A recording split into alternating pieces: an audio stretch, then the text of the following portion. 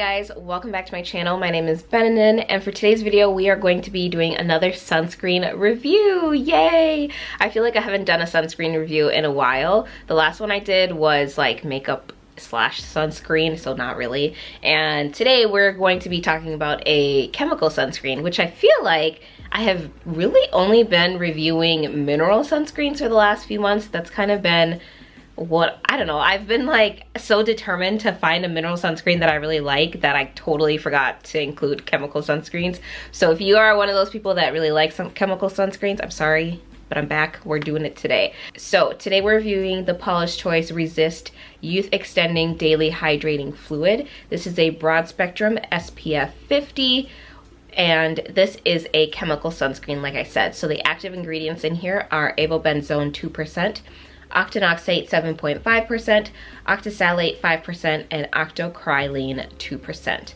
This sunscreen is really marketed towards people with normal to oily slash combination skin. As far as my skin type, I have oily, sensitive, acne prone skin. We are in the winter and I live in a state that's pretty cold at this time, so the air is dry. I feel like my skin is leaning more towards combo, so not necessarily completely oily, but oily in like my T-zones, but then like drier in like this area. So lately I have been liking sunscreens that provide a little bit more glow, even though I am oily, so just bear that in mind.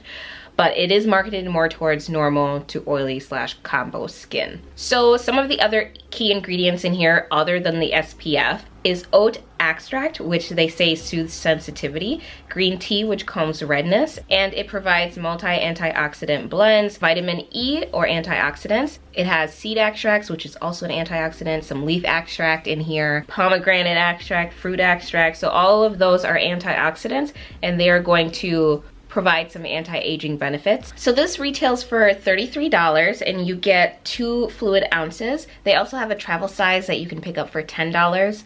I would say for $33, this is a little bit, it's like moderate to like higher end, not like extremely high end. I would consider this a little bit less affordable than like a drugstore sunscreen. And I feel like for some reason, if it's a mineral sunscreen, I'm like okay with forking out the money. I just know that I gotta pay a little bit more to get something that's gonna look elegant for me. But for a chemical sunscreen for $33, I don't really know. I feel like that's a little bit expensive, but it's really up to each individual person if they can afford that. Alright, so let's get into the actual consistency of it. As you can see, it comes in a tube like this, and then it's packaged to be sort of like a dropper, I don't know, tip thing like this. But the actual formula of it is very runny, which that's expected. It says right on the package that it's supposed to be like a water-like consistency, and as you can see, it is, I need to add some more, it's pretty runny. And it comes out more like a milk or sort of like a serum, I guess, and it rubs in completely clear as you're rubbing it into your hand, and it's extremely lightweight. I wouldn't necessarily say this is a very hydrating sunscreen though, because the finish of it's kind of, it feels like there's nothing there. I definitely would not recommend like using this as a replacement for your moisturizer, even if you have oily skin like me, because I just feel like your skin needs a little bit more underneath. And especially if you have dry skin, for sure add your moisturizer underneath. So I wouldn't say that it's like really moisturizing, but there is a light bit of moisture in it. It is oil free, so you're not going to get that greasy feel to it. It dries down all the way, and it's just a very elegant formula. As far as the smell of this, it is fragrance free, so you're really only going to get that like classic sunscreen smell to it, and it's a very light sunscreen smell, and you really only smell it when you're initially applying it, so keep that in mind. But it does like go away pretty quickly, and then it smells like nothing. So as always, I tested this out for a couple of days. The first day I wore it with my regular skincare underneath, so for me that is it's a very simple routine. I wash my face in the morning, I put my acne serum on, and I put a moisturizer on and my sunscreen, and then that's it. So that's what I did on the first day. I'll insert a clip of it here. As you guys can see, it goes on just beautifully beautifully. There is no white cast. It's not shiny, but it's not like matte either. I feel like it's really good in between, and I just felt like it was just very lightweight and it looked great on the skin.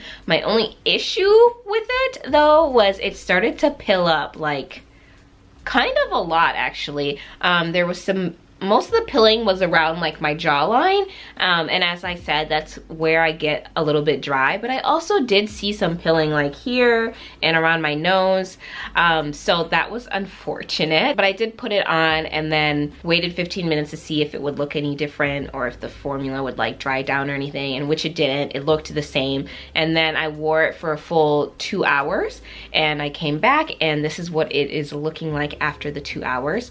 As you guys can see, I do look a little bit shiny, but I think that's more of like my normal oils. I don't think the sunscreen made me oilier or shinier or glowier, but it's more so my natural oils underneath it.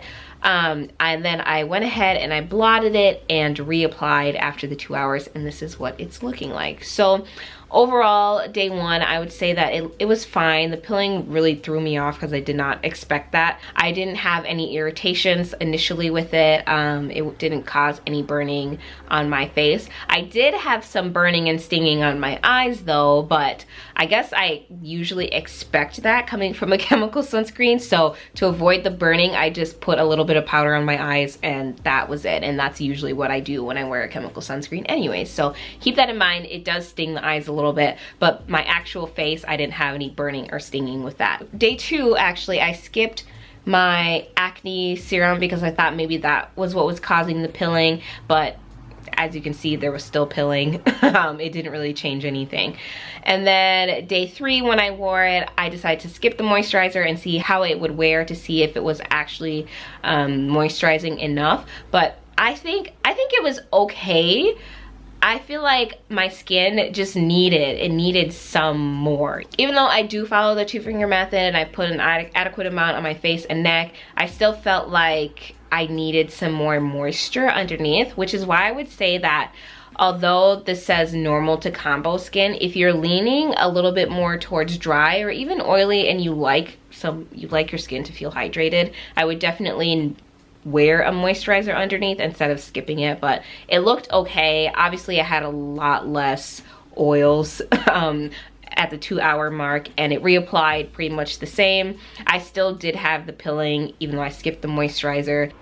Hi, okay, I think I figured out this sunscreen. The more you rub it in, it seems like the more pilling I experience. So the last few times that I've been wearing it, I have changed my method, so now I have less pilling. So I wanted to show you guys.